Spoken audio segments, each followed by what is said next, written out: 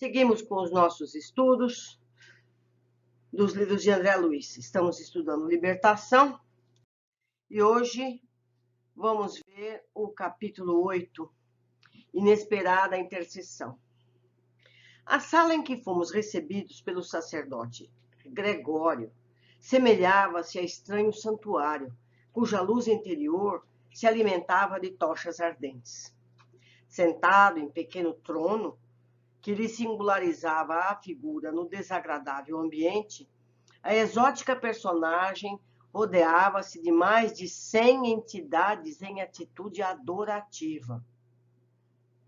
2 áulicos, extravagantemente vestidos, manejavam grandes turíbulos, em cujo bojo se consumiam substâncias perfumadas de violentas emanações.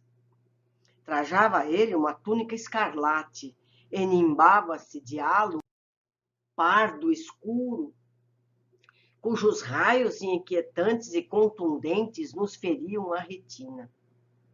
Fixou em nós o olhar percussiente, inquiridor, e estendeu-nos a destra, dando-nos a entender que podíamos nos aproximar. Fortemente empolgado, acompanhei Gúbio. Quem seria Gregório naquele recinto? Um chefe tirânico ou um ídolo vivo, saturado de misterioso poder? 12 criaturas, ladeando-lhe o dourado assento, ajoelhavam-se humildes, atentas às ordens que lhes emanassem da boca. Um simples gesto determinou um regime sigiloso para a conversação que entabularia conosco, porque, em alguns segundos, o recinto se esvaziou de quantos dentro dele se achavam, estranhos à nossa presença. Compreendi que cogitaríamos de grave assunto e fitei nosso orientador para copiar-lhe os movimentos. Gúbio, seguido por Eloy e mim, a reduzida distância, acercou-se do anfitrião que o contemplava de fisionomia rude. Passando de minha parte a espreitar o esforço do nosso instrutor para contornar os obstáculos do momento, de modo a não classificar-se por mentiroso à face da própria consciência. Cumprimentou o Gregório, exibindo fingida complacência, e falou: lembra-te de que sou juiz, mandatário do governo forte aqui estabelecido. Não deve, pois, faltar a verdade.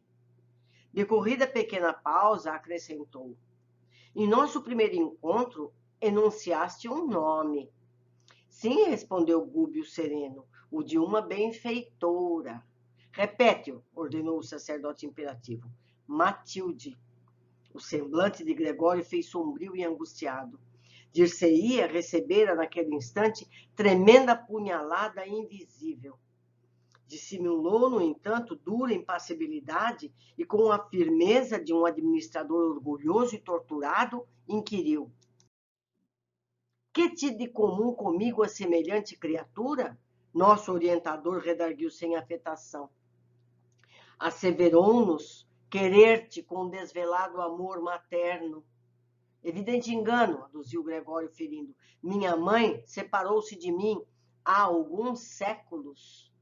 Ao demais, ainda que me interessasse tal reencontro, estamos fundamentalmente divorciados um do outro. Ela serve o cordeiro, eu sirvo os dragões. Aqui o autor explica: dragões são espíritos caídos no mal, desde eras primevas da criação planetária, e que operam em zonas inferiores da vida, personificando líderes de rebelião e ódio, vaidade e egoísmo. Não são, todavia, demônios eternos, porque individualmente se transformam para o bem, no curso dos séculos, qual acontece aos próprios homens. E há um livro que trata do tema, que mostra um dragão saindo do mal e passando para o lado do bem. Oportunamente, podemos até estudar esse livro. Continuando. Aquela particularidade da palestra bastava para que a minha curiosidade explodisse indômita. Quem seriam os dragões e a que se reportava? Gênios satânicos da lenda de todos os tempos? Espíritos caídos no caminho evolucionário de inteligência voltada contra os princípios salutares e redentores do Cristo, que todos veneramos na condição de Cordeiro de Deus?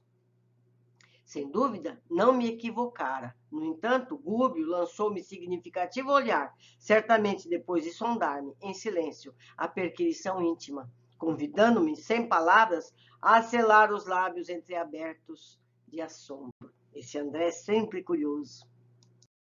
Indiscutivelmente, aquele instante não comportava a conversação de um aprendiz e devia destinar-se às manifestações conscientes e seguras de um mestre. Respeitável sacerdote obtemperou o nosso orientador com grande surpresa para mim. Não te posso discutir os motivos pessoais. Sei que há uma ordem absoluta na criação e não ignoro que cada espírito é um mundo diferente e que cada consciência tem a sua rota. Criticas, porventura, os dragões que se incumbem de justiça? Perguntou Gregório duramente. Quem sou eu para julgar? Comentou Gúbio com simplicidade. Não passo de um servidor na escola da vida. Sem eles, prosseguiu o elefante com algo colérico, que seria da conservação da terra? Como poderia operar o amor que salva sem a justiça que corrige? Os grandes juízes são temidos e condenados.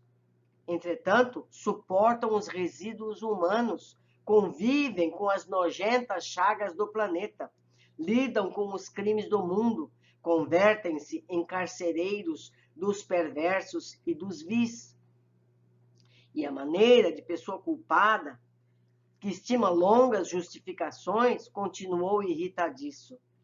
Os filhos do Cordeiro poderão ajudar a resgatar a muitos. No entanto, milhões de criaturas, como sucede a mim mesmo, não pedem auxílio nem libertação. Afirma-se que não passamos de transviados morais. Seja, seremos então criminosos vigiando uns aos outros. Aqui esse item explica. Não devemos esquecer que a argumentação procede de um espírito poderoso nos raciocínios e que ainda não aceitou a iluminação do Cristo. Idêntico, pois, a muitos homens representativos do mundo, obcecados pelos desvarios da inteligência. Isso foi uma nota do autor espiritual, para a gente entender por que o Gregório está falando isso. Seguindo, a Terra pertence-nos porque dentro dela a animalidade domina, oferecendo-nos clima ideal. Não tenho, por minha vez, qualquer noção de céu. Acredito seja uma corte de eleitos, mas o mundo visível para nós constitui extenso reino de condenados. O Gregório só conhece isso, ele não conhece mais nada, então ele não acredita. No corpo físico, caímos na rede de circunstâncias fatais. Contudo, a teia que os planos inferiores nos prepararam servirá a milhões. Se é nosso destino joeirar o trigo do mundo, nossa peneira não se fará complacente. Experimentados que somos na queda, provaremos todos os que nos surgirem no caminho. Ordenam os grandes juízes que guardemos as portas. Temos, por isso, servidores em todas as direções. Subordinam-se todos os homens e mulheres afastados da evolução regular. E é forçoso reconhecer que semelhantes individualidades se contam por milhões. Além disso, os tribunais terrestres são insuficientes para a identificação de todos os delitos que se processam entre as criaturas. Verdade, a justiça dos homens pega alguns poucos.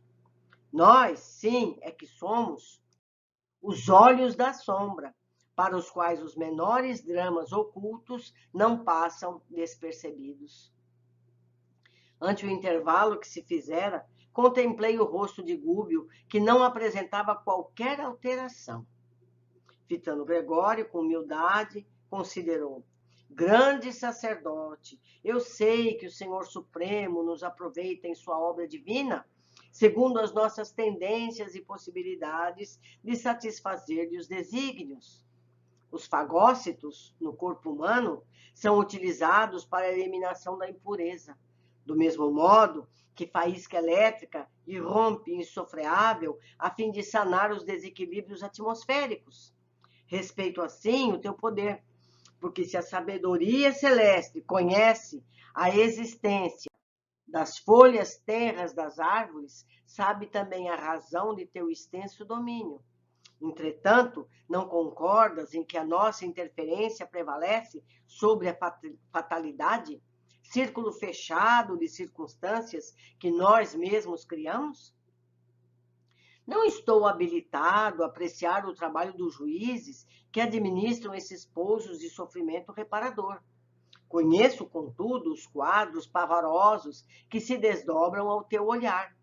Observo de perto os criminosos que se imantam uns aos outros, sondo de quando em quando os dramas sombrios daqueles que jazem nas furnas de dor, magnetizados ao mal que praticaram, e não ignoro que a justiça deve reinar, consoante as determinações soberanas. Todavia, respons, respeitável Gregório, não admites que o amor instalado nos corações redimiria todos os pecados?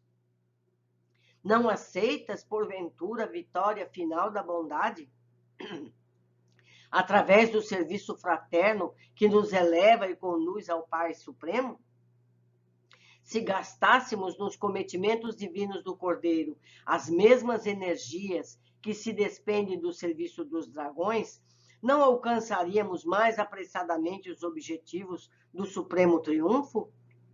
O sacerdote ouviu contrariado e clamou com desagradável inflexão da voz: como pude escutar-te calado tanto tempo?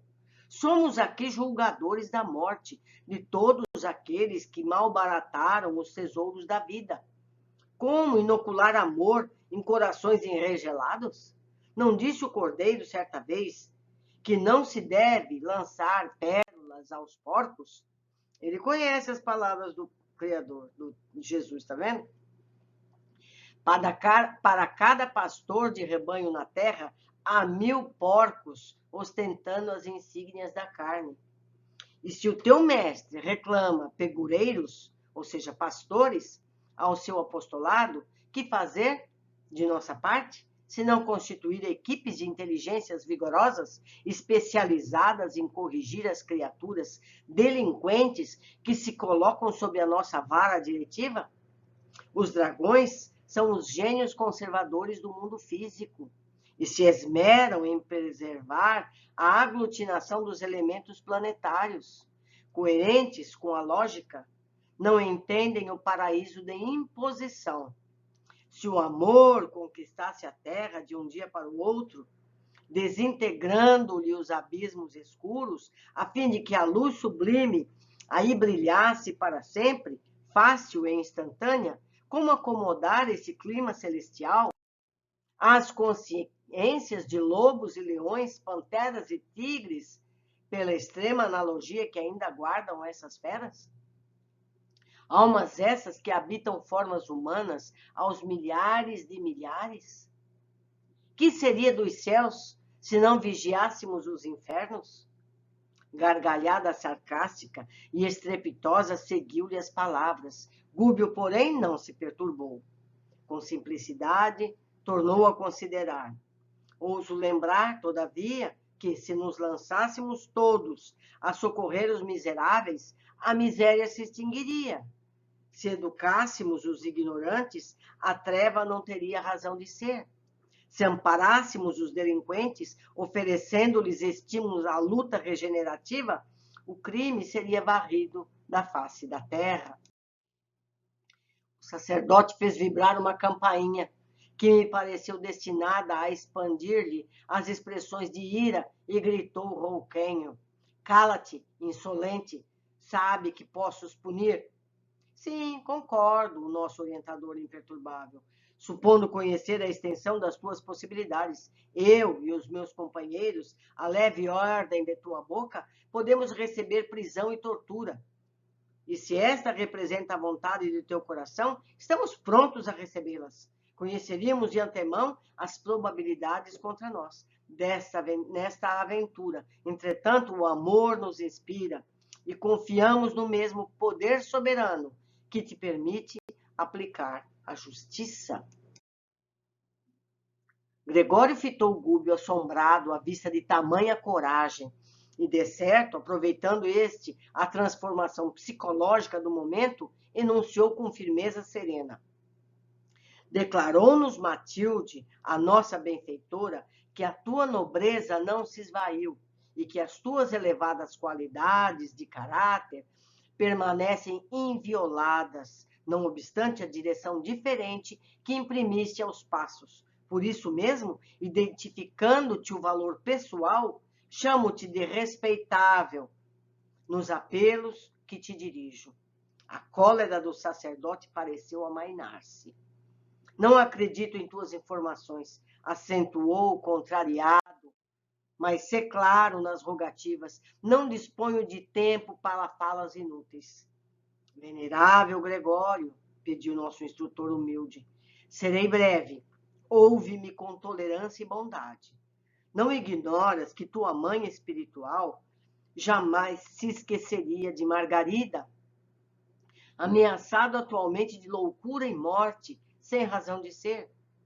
Escutando o informe, o hierofante modificou-se visivelmente, expressando na fisionomia a inquietação indisfarçável.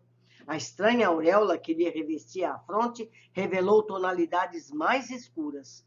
Dureza singular transpareceu-lhe nos olhos felinos, e os lábios se lhes contraíram num neto de infinita amargura. Tive a ideia de que ele nos fulminaria se pudesse. Mas conteve-se imóvel, apesar da expressão agressiva e rude. Não desconheces que Matilde possui na tua companheira de outras eras uma pupila muito amada ao coração. As preces dessa torturada filha espiritual atingem-lhe a alma abnegada e luminosa. Gregório, Margarida empenha-se em viver no corpo, faminta de redenção. Aspirações renovadoras banham-lhe a alma, a meninice, e agora que o casamento em plena juventude lhe revigora as esperanças, deseja demorar-se no campo de luta benéfica, de modo a ressarcir o passado culposo.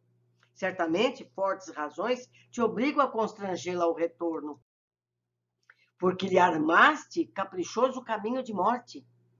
Não te reprovo, nem te acuso, pois nada sou, mas ainda que o Senhor me conferisse algum alto encargo representativo, não me competiria julgar-te, senão depois de haver vivido a tua própria tragédia, experimentando as tuas próprias dores. Sei, porém, que pelo amor e pelo ódio do pretérito, ela permanece intensamente ligada aos raios de tua mente, e todos sabemos que os credores e os devedores se encontrarão, uns com os outros, tarde ou cedo, face a face.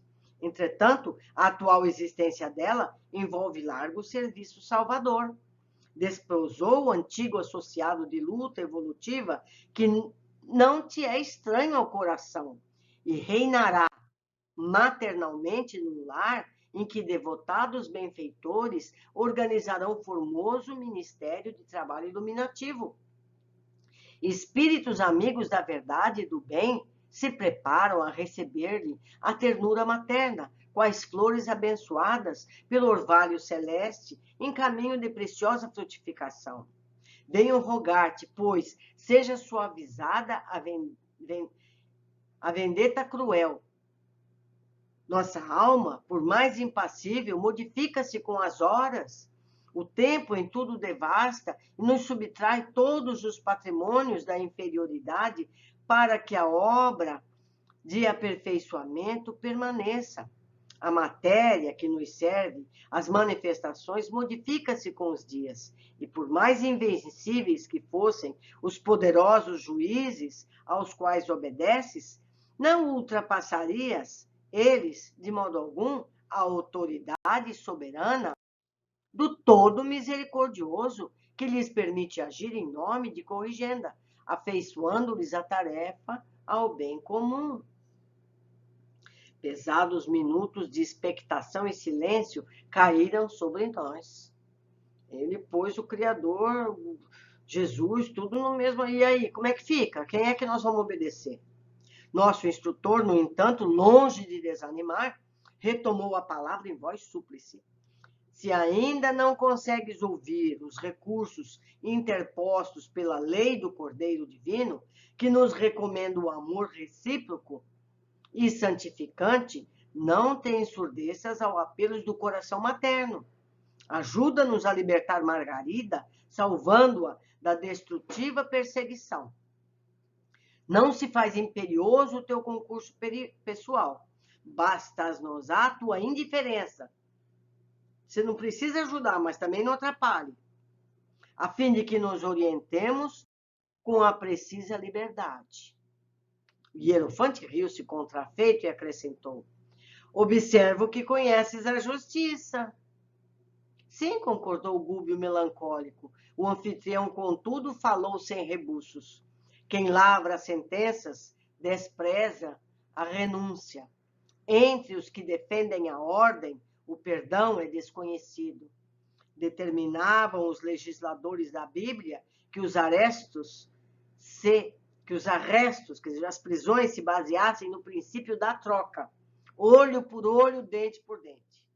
E já que te mostras tão bem informado acerca de Margarida, poderás, em sã consciência, suprimir as razões que me competem a decretar-lhe a morte?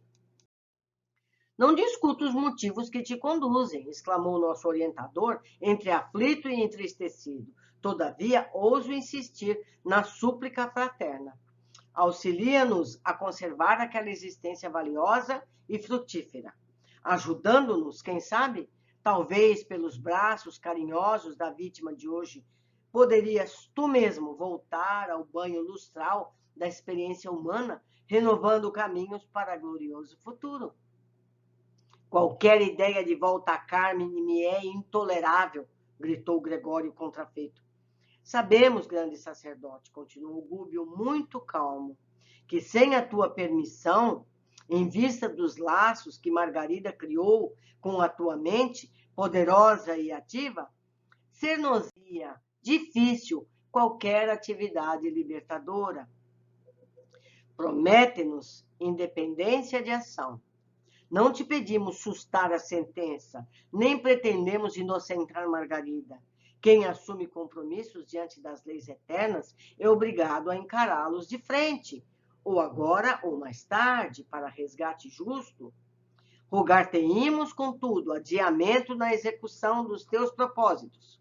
Concede à tua devedora um intervalo benéfico em homenagem aos desvelos da tua mãe, e possivelmente os dias se encarregarão de modificar esse processo doloroso.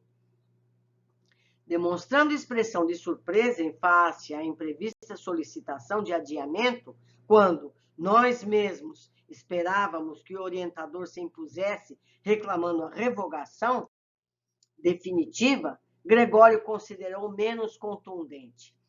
Tenho necessidade do alimento psíquico que só a mente de Margarida me pode proporcionar. Estamos vendo o interesse dele qual é? Ele precisa do ódio, ele precisa dessa troca psíquica. Perguntou o Gúbio mais encorajado. E se reencontrasses o doce reconforto da ternura materna, sustentando-te a alma, até que Margarida te pudesse fornecer, redimida e feliz, o sublimado pão do espírito? O sacerdote levantou-se pela primeira vez e clamou: não creio. E se pudéssemos semelhante bênção em troca de tua neutralidade entre o nosso esforço de salvação? Permitir-nos-ias agir concomitante com os servidores que te obedecem às ordens? Não os inclinarias contra nós e deixar-nos-ia ombrear com eles, tentando a restauração? O tempo, dessa forma, daria o último retoque às tuas decisões. Gregório refletiu alguns instantes e redarguiu. É muito tarde. Por quê? Indagou o nosso instrutor inquieto. O caso de Margarida, esclareceu o Hierofante em tom significativo, está definitivamente entregue a uma falange de 60 servidores a meu serviço, sob a chefia de duro perseguidor que lhe odeia a família. A solução cabal poderia ter sido alcançada em poucas horas, mas não desejo que ela me volte às mãos com revolta de vítima, em cuja fonte interior só me fosse possível recolher as águas turvas do desespero e do fel. Será torturada como me torturou em outras épocas, padecerá humilhações sem nome e desejará a morte como valioso bem. Atingida a rendição pelo sofrimento dilacerante, a mente dela me receberá por benfeitor, amoroso e providencial, envolvendo-me nas emissões de carinho que há muitos anos venho esperando. Seria infrutífera qualquer tentativa libertatória. Os raciocínios dela vão sendo conturbados pouco a pouco, e o trabalho de imantação para a morte são quase terminados. O nosso dirigente, no entanto, não se deu por vencido e insistiu. E se nós confundíssemos com a tua falange, tentando o serviço a que nos propomos?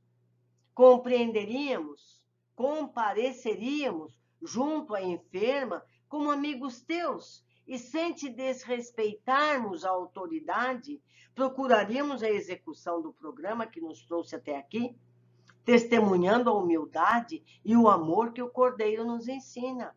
Olha só o que Gúbio foi propor a ele. Uma artimanha, como ele é. Gregório pensava maduramente, em silêncio, mas Gúbio prosseguia com simplicidade e firmeza. Concede, concede, dá-nos a tua palavra de sacerdote. Lembra-te de que um dia, ainda que não creias, enfrentarás de novo o olhar da tua mãe, é questão de tempo. O interpelado, após longos minutos de reflexão, ergueu os braços e asseverou: não creio nas possibilidades do tentame, todavia concordo com a providência a que recorres. Não vou interferir, não interferirei. Em seguida, tilintando a campainha de modo particular, determinou que os auxiliares se reaproximassem, como que semi-vencido na batalha em que se empenhara com a própria consciência. Invocou a presença de um certo Timão, que nos surgiu pela frente, surpreendendo-nos com seu semblante de carrasco. Dirigiu-lhe a palavra, indagando pelo andante do caso Margarida, ao que o preposto informou estar o processo de alienação mental quase pronto. Questão de poucos dias para a segregação em casa de saúde. Indicando-nos algo constrangido, determinou Gregório que o auxiliar de sinistro aspecto nos situasse junto da falange que operava ativa na execução gradual de seu decreto de morte. Você está vendo que ardil? O Gúbio foi muito esperto. Ele agiu com o Gregório com as mesmas armas que o Gregório usa. Fingindo aderir, implantou como um cavalo de Troia Gúbio dentro da equipe que está fazendo Margarida louca. Vamos ver como se sairá essa situação. Vamos ver as análises que podemos fazer aqui. Gúbio palestra com Gregório pedindo clemência e ele diz: tenho necessidade do alimento psíquico que só a mente de Margarida me pode proporcionar. Vemos aqui como a ligação mental entre eles serve de alimento.